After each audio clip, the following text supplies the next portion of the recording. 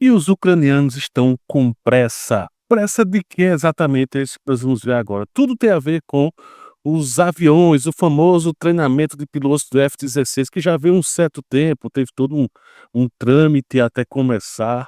E o fato é que agora o vice-ministro de defesa ucraniano quer ação, quer para ontem, tá? E ele quer reduzir o tempo de treinamento, pelo menos reduzir 3 meses do período de treinamento para esses F-16. Estão querendo a todo custo começar a agir.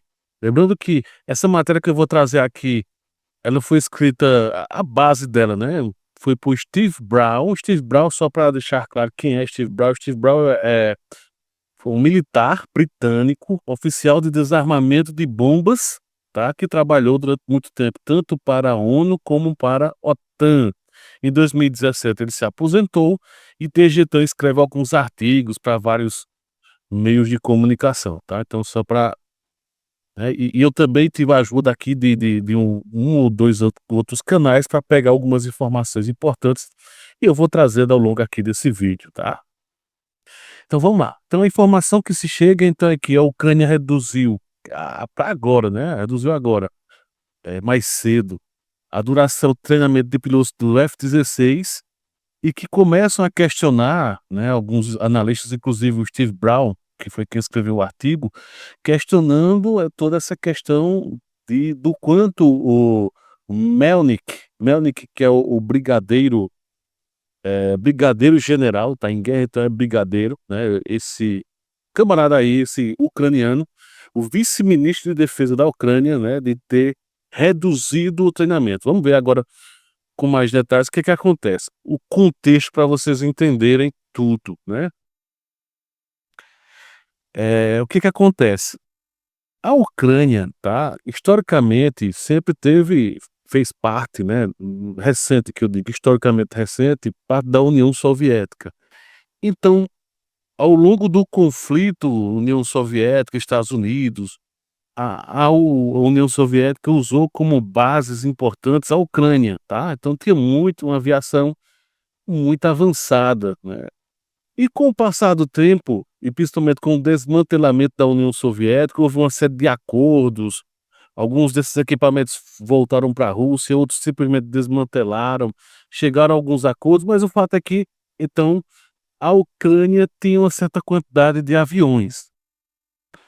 Algo perto de aeronaves de uma forma geral, perto de 400, antes de começar o conflito, né, a guerra aqui, o Rússia e Ucrânia, Ucrânia e Rússia.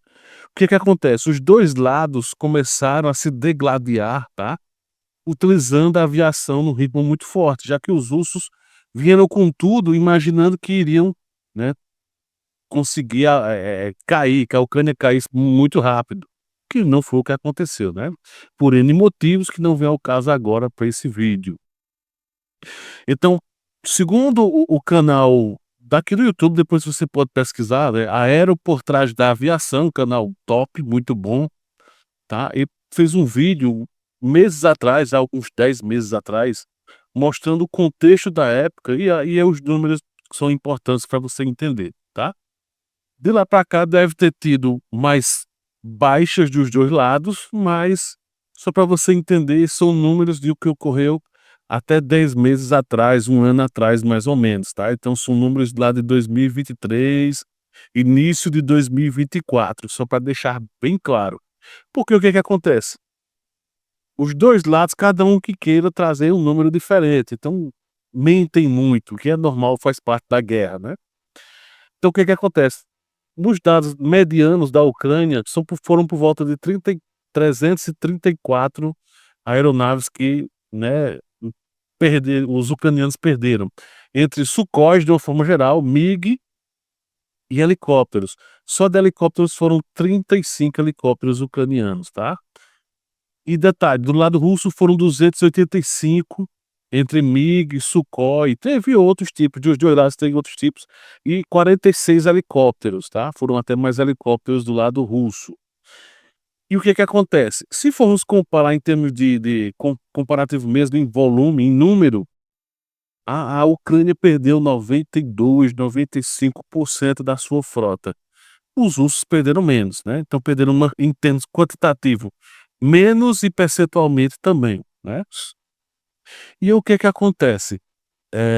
Veio aí então, de lá para cá, veio a ideia dos dinamarqueses e holandeses doarem, né, fazer alguma permuta lá, e liberarem o F-16 americano, tá. E começou então todo o processo de liberação, que seria por volta de 61 unidades de F-16 dos anos 70 e anos 80, tá. Lógico que recondicionados e tudo mais. Qual é o grande problema? Primeiro, para os ucranianos, é que os ucranianos precisam realmente de equipamentos novos para patrulhar o espaço aéreo, já que os russos, por mais que a Ucrânia utilize sistema antiaéreo, né, os russos conseguem ainda hoje fazer ataques esporádicos, bombardeios mesmo com aviões, em áreas específicas, porque não tem um patrulhamento adequado. Qual é a grande questão? Que aí é onde vai entrar o tema da matéria, tá? Toda vez que você tem um equipamento, então, por exemplo, os ucranianos têm uma doutrina militar igual aos russos, ou seja, eles aprenderam com os russos, a escola militar, né, era uma coisa só da União Soviética. Então nós temos generais, um monte de gente de patentes altas que, né, foram construídos na União Soviética, ou diretamente ou que tiveram professores que, né.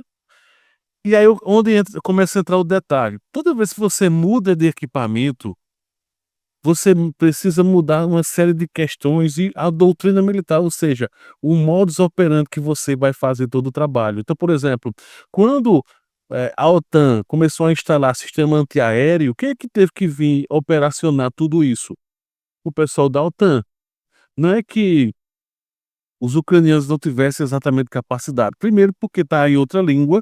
Segundo, porque existe um padrão que só eles da OTAN que sabem como é que se deve operar. Agora, com o passar do tempo, é que os ucranianos conseguem resolver tudo isso. Então, existe o problema da língua, o problema da doutrina, né, do estilo de militar que são diferentes, e aí o que que acontece? Isso leva tempo. Então, no caso do jato, um jato não é um brinquedo, é uma tecnologia, por mais que seja tecnologia dos anos um avião dos anos 70 e 80, décadas, né, do século passado, mas que são altamente destrutivos e que são adaptados para o mundo atual, né, os radares são atuais, inclusive são radares melhores do que os Sukhoi e do que outros tipos de aviões, segundo os informes que eu estava vendo aqui, né. Então, é um equipamento totalmente novo e esse general, esse brigadeiro-general, quer a todo custo reduzir o máximo possível o programa de treinamento básico. Só que tem um problema, o pessoal está tendo uma dificuldade gigante, agora gigante mesmo, com a língua, né, é em tudo inglês, e mais do que só a língua em si, não é só, tem a questão também de falta de candidato, tá faltando soldado ucraniano, tá. Então tem toda essa problemática, teve muitas baixas dos 2 lados, mas no caso ucraniano especificamente, teve uma quantidade grande de baixa, e aí começa todo esse problema, tá, do uso do F-16, que os americanos, que é quem detém a tecnologia, né, mas os caças vão vir da Dinamarca e da Holanda, né, se eu não me engano, teve até uma entrega já de F-16 pela Dinamarca, tá, já houve a liberação, mas é aquilo que eu disse, beleza, você tem um novo, entre aspas, "brinquedinho", mas como é que eu vou operar ele? Como é que eu vou controlar, por exemplo, ó, mostrando aqui em termos de imagem, então a teoria é que vai aumentar a área de cobertura de proteção do território. Não é que vai servir agora os ucranianos vão vir para cima, vão atacar os russos, é pedir para perder de novo os aviões. Houve baixas consideráveis dos 2 lados, porque foi um momento em que estava o avanço forte, né, russo em tudo que você possa imaginar avançando, Kiev, teve toda a questão de muitos blindados, então foi uma operação relâmpago que queriam fazer, como já tinham feito em outros lugares, na própria Crimeia, Chechênia e outros lugares, né. Só que os ucranianos conseguiram repelir aos poucos, né, enfim, por N motivos, problemas de generais, enfim, e equipamentos também. E aí o fato é que agora está um novo momento, é um novo momento de conflito, tá, que nesse caso os ucranianos não podem chegar aqui, vir atacar aqui as regiões de Luhansk ou Donetsk, porque, né, são cidadãos ucranianos e russos que estão aqui, tá misturado desse lado de cá. Vai atacar algumas regiões aqui, sei lá, vai atacar Briansk, Rostov, vai ter o mesmo problema de quando vir para cá, vai ter avião do outro lado que vão ter indivíduos mais experientes, né, do outro lado de cá, do lado russo, então vai servir principalmente para defesa mesmo, não para ataque, tá. Porque aí estão querendo colocar como se fosse a salvação da Ucrânia, mas não é. Vai Pode ser que favoreça no sentido de reduzir, tá, alguns tipos de ataques que hoje os russos conseguem fazer de forma mais eficiente, tá, alguns bombardeios, alguns ataques de mísseis específicos que vão ser detectados pela força aérea ucraniana e vão poder interceptar. Então, existem algumas vantagens, principalmente na infraestrutura, que os russos vêm fazendo um trabalho muito forte em termos de infraestrutura, tá? Por exemplo, em Dnipropetrovsk, vem destruindo aqui, em Kremenchuk também, onde você possa imaginar essas cidades maiores aqui, a própria Kiev em si, teve até outras áreas nessa região mais para cá, em outros oblastes, até em Lviv, o próximo aqui a Lviv, em que teve presença recente russa de ataques que teoricamente poderiam ser interceptados por essa frota nova, por essa força aérea mais sofisticada ucraniana. Então vai servir para isso, tá? Não para atacar território, etc, etc. Mas então, vamos ver que é que os se vai dar certo essa redução, que aí é o que o repórter fala, né, aqui o Steve Brown, ele reclama exatamente, comenta sobre exatamente isso, de que pode ser um tiro no pé, essa história só vai servir detalhe, o pessoal lá do treinamento não está gostando muito da ideia, então pode ser até que não aceitem essa proposta aqui do brigadeiro general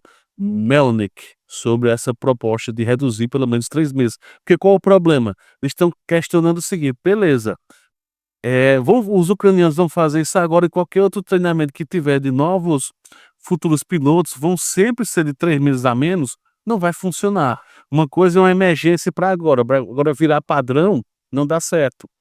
Então, tudo isso leva a crer que pode ser que não dê muito certo e seja mais uma situação de desespero ucraniana para poder, o mais rápido possível, achar a chamada bala de prata, onde tudo é a bala de prata, onde tudo é a última chance. Nós precisamos dos aviões porque vai ser o que vai resolver a guerra. Ou então, feito os ataques MS, os Shadow, né, os outros mísseis, da OTAN, né, do Reino Unido, da França, americana, agora vai resolver. Não, agora o problema é falta de dinheiro. Aí liberam dinheiro, porque agora vai resolver, não resolve. Não, agora é reduzir para 18 anos a idade, para ter mais soldados. Entenda que, em todo momento, são situações de que, no final das contas, vai servir só de moedor de carne, infelizmente, de ter cada vez mais baixas e mais baixas. Então é isso, a situação atual sobre esse caso aí dos F-16. Valeu!